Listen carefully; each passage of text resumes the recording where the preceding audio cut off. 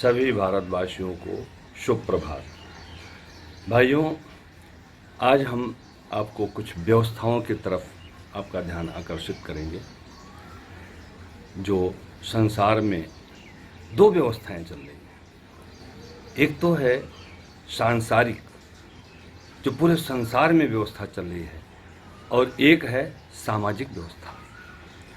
सांसारिक व्यवस्था ऊपर वाले के हाथ में है और सामाजिक व्यवस्था इंसान ने बनाया। दोनों में काफ़ी समानताएं हैं। सबसे पहले मैं सांसारिक व्यवस्था से अगर आपका ध्यान ले जाना चाहें तो भाइयों, मुझे माफ़ कीजिएगा, मेरा नाम केदारनाथ पांडे है। हो सकता है मेरे से कहीं भूल हो जाए, मैं बहुत बड़ा ज्ञानी नहीं हूँ, एक बिजनेसमैन हूँ। फिर भी मेरे मन में आती हैं जो बातें हमने जीवन में सीखा है, जो जिया है जीवन, सिर्फ उससे संबंधित कुछ बातें आप लोगों के सामने प्रकट कर देता हूँ। अच्छा बुरा का निर्णय आप लोग लीजिएगा। तो मैं कहता हूँ कि सांसारिक व्यवस्था, हमारे हिंदुओं में कहा गया है कि सबसे पुराना धर्म कौन है? सबसे पुराना धर्म है हिंदू धर्म, सनातन धर्म। बाकी धर्म जो है उसके बाद बने हैं, जैसे मुस्लिम धर्म, सिख धर्म, हिंदू मतलब ईसाई धर्म। ये सारे धर्म जो है किससे पैदा हुए हैं? पहले एक ही धर्म था, तो पिता कौन हुआ? हिंदू धर्म। उसके बाद जितने धर्मात्मा हुए हैं, जिन्होंने ऊपर वाले के ही भेजे हुए हैं, चाहे वो पैगंबर मान लो, चाहे गुरु नानक देव जी मान लो, चाहे ईसा मसीह मान लो, सभी ईश्वर के शक्ति हैं, पैगंबर हैं। अब आप ये देखिए कि जब भी हम लोग पूजा पाठ करते हैं वैदिक धर्म के अनुसार, तो सबसे पहले ऐसा नहीं है कि सिर्फ भगवान का नाम लिया और पूजा शुरू हो गई। नहीं, सबसे पहले गणेश जी की पूजा, गौरी गणेश की पूजा करने के बाद विष्णु भगवान की पूजा, और सारे देवी देवता जिसमें सूर्य, चांद, पृथ्वी, शनि, नवग्रह आते हैं, और उसके बाद बाकी और देवताओं का भी आवाहन किया जाता है।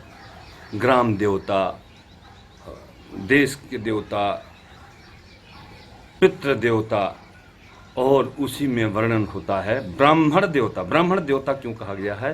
कि ब्राह्मणों ने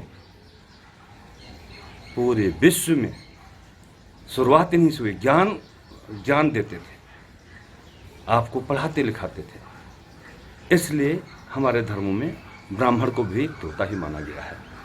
तो हम भाइयों ये कहना चाहते हैं कि जिस ईश्वर की व्यवस्था जैसी भी है, आप क्या समझते हैं सिर्फ भगवान का अकेले नाम तो नहीं ले सकते? उस ऊपर वाला इस संसार को चलाने के लिए दुनिया भर के मिनिस्ट्रियां बनाई हुई हैं।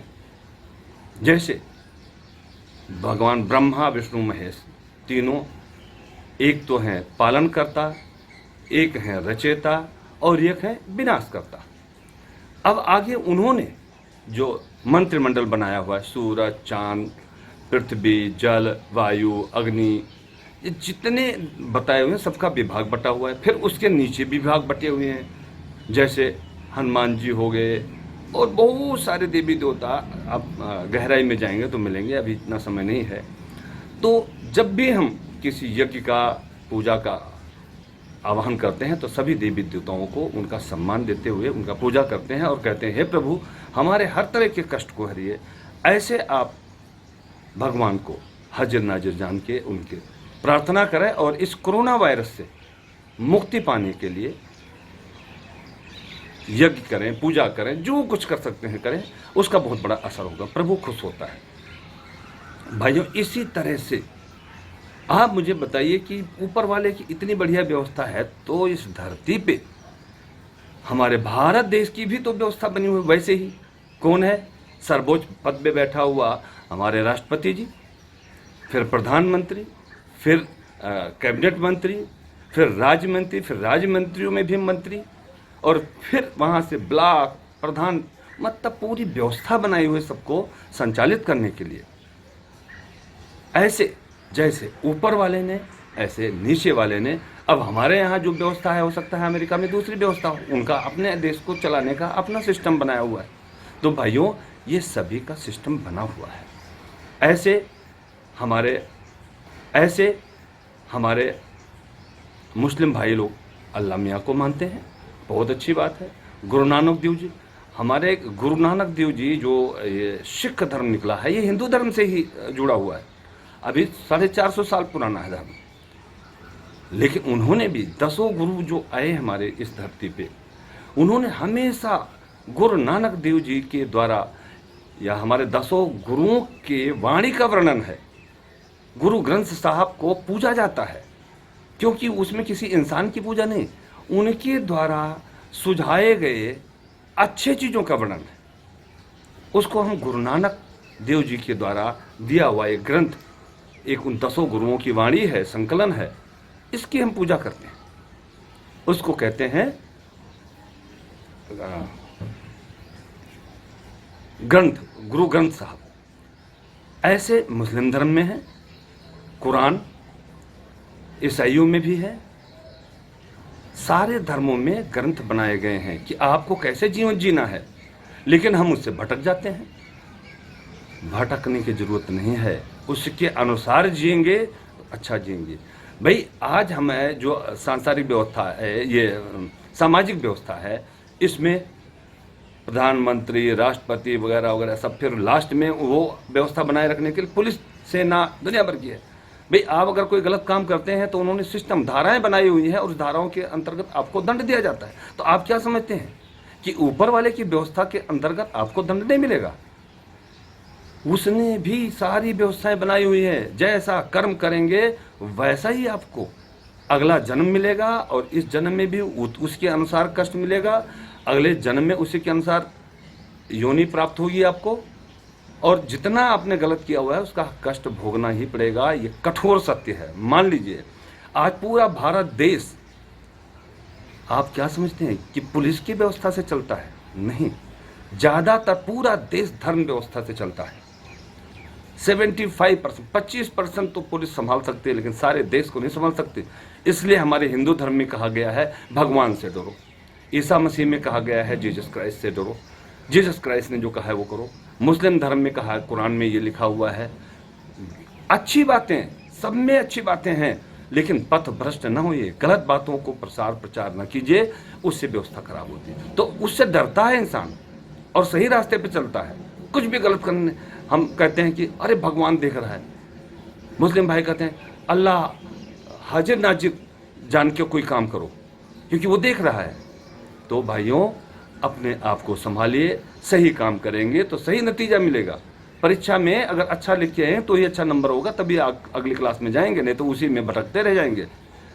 तो भाइयों, मेरी यही प्रार्थना है कि मेरे भी जो जितने हिंदू के ग्रंथ बने हुए हैं, जैसे श्रीमद् भागवत क्या है, हमारे सारे भगवान, जो भी विष्णु भगवान के कार्यों का वर्णन है, जैसे गुरु ग्रंथ साहब है, ऐसे हमारे हिंदुओं में है, वो भी ग्रंथ है, उसमें प्रभु की कथा कही गई। जब वो कथा सुनाते हैं, हमारे में कहते हैं कथा सुन डालो, उसमें भी भगवान के कार्यों का वर्णन है कि जो अच्छा किया उसको अच्छा फल दिया, जिसने बुरा किया उसको बुरा फल दिया। तो आप जब वो कथा सुनते हैं, श्रीमद् भागवत सुनते हैं, पुराण सुनते हैं, तो आप व्यवस्थित रहते हैं, डरते हैं भगवान से, और डरना चाहिए, और अंतिम क्षण तक डरना चाहिए। तो भाइयों, प्रभु की रचना जो है वो मनुष्य की रचना से कहीं विचित्र है। पूरा संसार वो चलाते हैं। हमारे देश के राजनीतिक लोग देश चलाते हैं, उनके भी नियम कानून को मानना पड़ता है। नहीं मानते तो मनवा देते हैं, जैसे ऊपर वाला मनवाता है, ऐसे ही देश के लोग। हमारे माननीय प्रधानमंत्री जी ने एक शब्द में बोल दिया कि भाई लॉकडाउन है तो लॉकडाउन है, मानना पड़ रहा है। जो नहीं मानता है उसको दुनिया भर के कष्ट और दंड दिए जाते हैं। ऐसे सारी व्यवस्थाएं। तो भाइयों, आप उस वर्ण व्यवस्था, इस ऊपर वाले की व्यवस्था को मानते हुए, वो संपूर्ण संसार में है और अपने देश की व्यवस्था, तो दोनों व्यवस्थाओं को मानते हुए ईश्वर से भी डरिए, कानून से भी डरिए, और सही रास्ते पे चलिए। जहाँ तक बात आती है कि गुण के गाहक साहस नर बिन गुण लाहे न कोय, और जैसे कागा कोकिला शब्द सुने प्रिय होए। भाइयों, जैसे कौवा और कोयल एक जैसे होते हैं, लेकिन दोनों की वाणी, कौवा काए काए करता है तो आप भगा देते हो, कोयल मीठी बाणी कूं कूं करती है तो आप उसको बहुत अच्छा मानते हैं। ऐसे इंसान में, इंसान एक जैसा, उसके अंदर अच्छा गुण है तो सभी मानेंगे, बुरा गुण है तो एक ना एक दिन उसको बहिष्कृत देंगे, करेंगे। तो मेरी यही प्रार्थना है कि धर्म कर्म को मानते हुए अपने ईश्वर को याद कीजिए ऐसे संकट की घड़ी में, और सभी कल्याण होगा, सबका कल्याण होगा, सभी सुखी होंगे। जय श्री राम।